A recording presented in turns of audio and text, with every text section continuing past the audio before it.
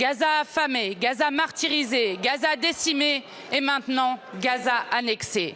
20 mois de génocide, 53 000 Palestiniens, 20 000 enfants, des centaines de journalistes et de soignants, tous méthodiquement assassinés. Dimanche, Netanyahou a lancé l'offensive dans la bande de Gaza. Son but, déporter le peuple palestinien. Depuis cet hémicycle, nous disons à Netanyahou et à ses soutiens inconditionnels, Gaza ne sera jamais israélienne. Des Palestiniens transformés en squelettes par une famine utilisée comme arme de guerre, les hôpitaux rasés, l'horreur d'un nettoyage ethnique. Devant le premier génocide filmé en direct de l'histoire de l'humanité, personne ne pourra dire qu'il ne savait pas. Des voix s'élèvent de plus en plus nombreuses, mais Monsieur le Premier ministre, les mots n'arrêtent pas un génocide. Vous manquez à vos obligations lorsque vous laissez Netanyahou sous mandat international survoler la France. Vous manquez à vos obligations lorsque vous tardez à convoquer le Conseil de sécurité de l'ONU pour mettre Israël et la communauté internationale face à leurs responsabilités. Vous manquez à vos obligations quand vous n'agissez pas pour suspendre immédiatement l'accord d'association entre l'Union européenne et Israël. Vous manquez à vos obligations quand vous refusez d'interdire les exportations d'armes. Ces obligations sont pourtant les vôtres, au titre de la Convention pour la prévention et la répression du crime de génocide. La France et l'Europe sont responsables. Ne prendre aucune sanction, c'est se rendre complice. À Gaza, Monsieur le Premier ministre, la mort est partout. Cette mort hantera à jamais la conscience de ceux qui pouvaient agir, mais qui, par lâcheté et complicité, n'auront rien fait. Monsieur le Premier ministre, comptez-vous reconnaître l'État de Palestine lorsqu'il n'y aura plus de Palestiniens?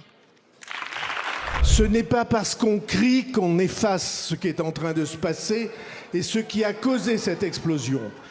Et nous tenons comme un honneur pour le gouvernement français d'être absolument ferme dans la condamnation, absolument déterminé à aller à la reconnaissance dans le cadre de 2 États et de ne jamais oublier ceux qui ont provoqué la situation que nous dénonçons tous ensemble. Monsieur le Premier ministre, aucun crime de guerre ne pourra jamais justifier d'autres crimes, et y compris le crime de génocide. Aucun. La France doit cesser d'être complice du génocide palestinien. Quand agirez-vous? Quand arrêterez-vous de regarder Gaza mourir? Merci. Dominique de Villepin, nous ne resterons pas les bras croisés pendant que le gouvernement Netanyahou poursuit ses actions scandaleuses. Le communiqué conjoint hier soir d'Emmanuel Macron, de l'anglais Keir Starmer et du canadien Mark Carney. Comment doivent-ils donc décroiser les bras? La lecture de ce communiqué est terrifiante. Terrifiante d'impuissance, terrifiante d'attente. Que faut-il pour que les dirigeants européens, les dirigeants occidentaux passent aux travaux pratiques? Parce que crime de guerre, crime contre l'humanité, risque d'un crime de génocide. Tout cela est établi selon vous? Risque de crime de génocide, c'est la formule de la Cour internationale de justice. Et contrairement à ce que dit Emmanuel Macron, on ne peut pas attendre que les historiens tranchent dans 20 ans. Sur le génocide. Et sur le reste, on ne peut pas attendre. Il faut arrêter ce qui aujourd'hui est l'étape nouvelle dans laquelle nous sommes engagés. Mais les travaux pratiques dont vous parlez, c'est quoi? Il faut être précis. Nous sommes devant un plan israélien. C'est pas la guerre au jour le jour. On n'est pas dans l'improvisation. On est devant un plan, une nouvelle étape que chacun peut voir. Qu'est-ce que c'est que ce plan? La réoccupation de Gaza, les 2/3 du territoire occupé aujourd'hui par l'armée israélienne, et sur le reste, sur des portions exiguës du territoire, concentrer toutes les populations palestiniennes. Monopole de la distribution alimentaire, qui, nous l'espérons, va reprendre. Monopole de la distribution alimentaire donné et à l'armée israélienne et à une organisation, la Fondation humanitaire pour Gaza, qui est dans les limbes depuis l'automne 2024, sous tutelle des services américains et des services israéliens. Mais est-ce qu'il n'est pas en train de se passer quelque chose? Avec quel but? Avec le but de pouvoir distribuer l'aide de façon personnalisée, de façon à identifier chaque Palestinien et à partir de là engager la deuxième étape qui va permettre l'annexion de Gaza que sera la déportation. L'objectif politique de Benjamin Netanyahou et de son gouvernement, c'est la déportation de la population de Gaza. Cet objectif, ce qui est explicite dans la bouche de Benjamin ethnique, d'un nettoyage territorial. Ça, les Européens le savent parfaitement. Et ils sont là avec des sabres de bois, alors qu'il y a 3 choses à faire. La première chose, c'est de suspendre immédiatement l'accord européen avec Israël. L'essentiel du commerce d'Israël se fait avec l'Europe. Suspension. Deuxièmement, immédiatement, embargo sur les armes de tous les pays européens. Troisièmement, déferment de l'ensemble du gouvernement israélien et des principales autorités militaires israéliennes devant la Cour pénale internationale. Si vous voulez arrêter ce qui est en cours aujourd'hui, il faut marquer vis-à-vis d'Israël qu'il y aura un avant et un après, et que l'isolement d'Israël aujourd'hui, y compris d'ailleurs en partie vis-à-vis des Américains, sera doublé d'un isolement économique et d'un isolement stratégique du pays. Nous ne pouvons pas laisser cette politique du fait accompli se produire. Pourquoi ? Bien sûr, pour des raisons morales, pour des raisons de justice internationale, pour le respect du droit international, mais aussi parce que le prix à payer, nous le connaissons. Et je le répète, depuis le 7 octobre, je rappelle toujours, il y a eu une tragédie dont a souffert le peuple israélien le 7 octobre, face à des actes terroristes innommables. Mais nous sommes aujourd'hui dans l'engrenage de la violence qui va conduire à quoi ? Et il faut le dire, à davantage de violence dont sera victime Israël et à un regain de terrorisme dans la région et sans doute ailleurs et peut-être même chez nous. On a entendu... Tout ce prix-là, c'est nous qui allons le payer. Et donc, contrairement à ce que dit Benjamin Netanyahou, Israël n'est pas aujourd'hui la pointe avancée de l'Occident qui se bat pour nous. Il se bat contre nous. Et la politique qu'il fait va nous menacer, y compris dans nos propres pays. On a beaucoup de questions. Merci Madame la Présidente et je remercie ma collègue du Parti Socialiste de son partage de temps. Il est clair que la manière avec laquelle cette discussion est organisée nous laisse sur notre faim et je trouve que ça ne répond pas du tout à la gravité de la situation. Et j'aimerais ici aussi, à mon tour, présenter mes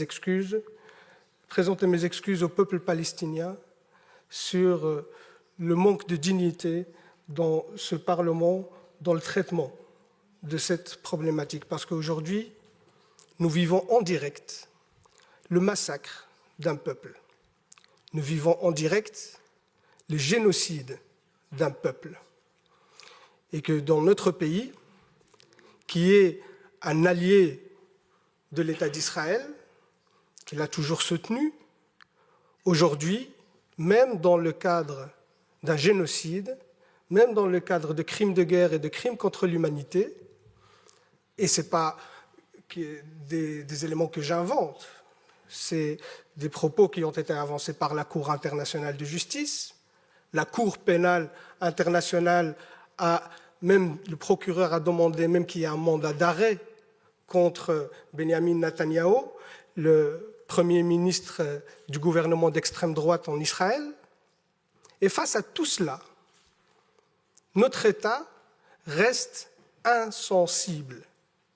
Zéro sanction contre l'État génocidaire. Et oui, je le dirai, et je le répéterai, et je le dirai autant de fois que je pourrai, l'État génocidaire. Parce que c'est exactement à cela qu'on est confronté aujourd'hui. Et je vous ai entendu, Madame l'ambassadrice, mais quel culot de venir ici et de défendre ce que votre armée coloniale est en train de faire au peuple palestinien et au peuple libanais. Quel culot de venir justifier vos crimes de guerre et vos crimes contre l'humanité. Où est passée votre humanité, Madame l'ambassadrice, pour venir ici justifier ces atrocités? Parce que vous avez montré des vidéos, vous avez vu ça? C'était au camp de réfugiés de Jabalia. ce jeune homme qui est ici, ce n'est pas un terroriste. Il est brûlé vif ici, parce que votre armée a bombardé un camp de réfugiés. Ici, c'est le bombardement d'un hôpital, avec des victimes civiles. Votre armée a tué en quelques mois autant d'enfants que sur les 4 dernières années dans tout conflit confondu par le monde. Et ça, vous venez le justifier. Est-ce que quand vous tirez sur des enfants, quand vous tuez des enfants, des femmes, est-ce que c'est ceux-là qui vous terrorisent? Aujourd'hui, c'est ceux-là que vous appelez des terroristes et que vous luttez contre. Quand vous bombardez le peuple libanais par du phosphore qui est interdit par le droit international, c'est pour lutter contre le terrorisme. Quand vos soldats, qu'on considère que vous dites que c'est l'armée la plus morale du monde, quand vos soldats exhibent les vêtements des femmes assassinées et qui font des vidéos de divertissement sur TikTok, quand ces mêmes soldats posent avec leur butin de guerre fièrement et qu'ils sont fiers de tuer des enfants et des femmes, et c'est eux qui le disent, hein, dans des vidéos TikTok, dans des comptes Twitter, ça c'est votre armée la plus morale. Et oui, monsieur de Macht, moi je ne me rabaisserai pas à vos insultes sur l'éducation, ainsi de suite, je vous laisse ces bassesses pour vous, mais par contre, oui, moi je prends parti dans ce conflit, je prends parti pour les opprimés. Je prends parti pour le peuple palestinien. Et ça vous a tellement agacé que je brandis le drapeau palestinien dans cette commission. Je vais le refaire, monsieur de Macht. Ce peuple a le droit d'exister, a le droit à sa liberté. Ce peuple a le droit à son indépendance. Ce peuple a le droit à la dignité. Et vous les combattez. Vous faites un nettoyage ethnique. Vous faites un génocide contre le peuple palestinien sous prétexte de lutte contre le terrorisme, alors que c'est vous, l'armée la plus terroriste dans la région. C'est vous les vrais terroristes. C'est vous qui colonisez la Palestine depuis 76 ans. 76 ans. Il n'y avait pas de 7 octobre depuis 76 ans. Toutes les résolutions de l'ONU que vous avez violées, vous ne respectez aucun droit international. Vous êtes un État voyou, même au sein de l'Assemblée nationale de l'ONU. Les autres États, ils quittent la salle quand votre Premier ministre, le chef d'un gouvernement d'extrême droite, prend la parole. Les autres États quittent la salle parce que vous êtes devenu un État paria et vous osez encore venir ici nous balancer vos salades pour dire que ce que vous faites est justifié. Comment vous pouvez justifier l'injustifiable? Comment vous pouvez justifier le génocide? Comment vous pouvez justifier les crimes de guerre? C'est inacceptable et inadmissible, Madame l'ambassadrice, de venir ici nous raconter ces salades. C'est inacceptable. Et par respect au peuple palestinien, je leur réitère ici tout mon soutien, et je leur demande de pardonner notre pays qui n'est pas à la hauteur de la situation, parce que jusqu'à aujourd'hui, 0 sanctions ont été prises contre votre État. Et vous savez, vous avez justifié vos réactions parce qu'on vous a lancé des roquettes. Une autre étude sur les attaques en jaune, les attaques libanaises, en mauve, les attaques israéliennes. Qui est le terroriste de la région? Vous êtes l'État terroriste et vous avez des comptes à rendre. Et c'est une honte aujourd'hui que vous êtes resté encore impuni, qu'il n'y a aucune sanction contre vous. Je termine par là, Madame la Présidente, même s'il y a beaucoup de choses à dire, mais on est limité par le temps, mais je pense que l'essentiel a été dit. Et surtout, ce qui est encore honteux, qu'il y a encore des porte-voix et des porte-paroles dans ce Parlement qui soutiennent cette politique génocidaire, et ça, c'est inadmissible. Vu qu'on est devant un génocide, raser le Liban n'est pas un problème, attaquer la Syrie n'est pas un problème, attaquer l'Iran n'est pas un problème. Je veux dire, on est dans une folie, on est dans un moment qui est un moment de folie.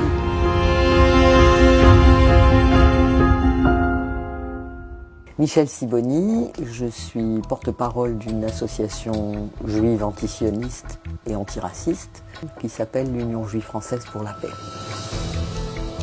On bâillonne quotidiennement toute critique d'Israël. On a désigné immédiatement les musulmans arabes de ce pays comme étant quasiment co-responsables de ce qui s'était passé le 7 octobre, et les juifs français comme étant des victimes du 7 octobre, qu'ils ne sont pas.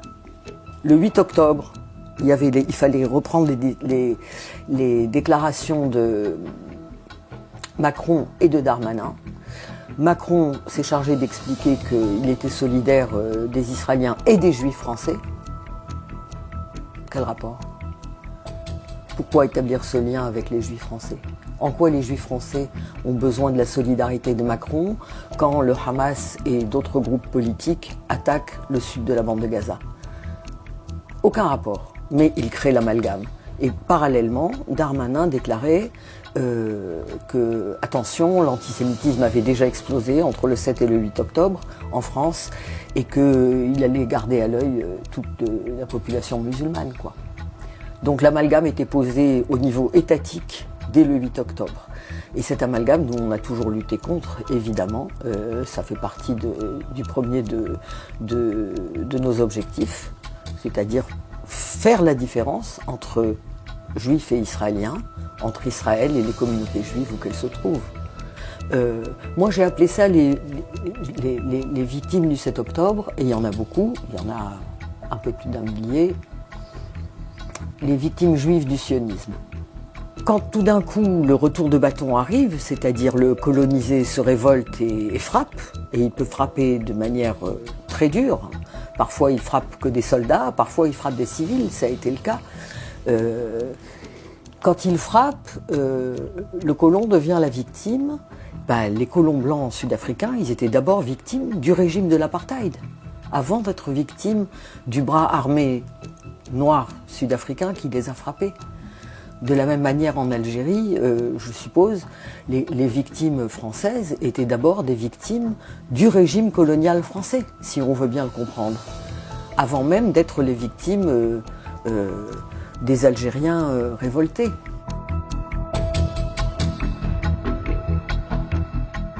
On soutient Israël, il a le droit de se défendre, comme si le colon avait le droit de se défendre contre le colonisé.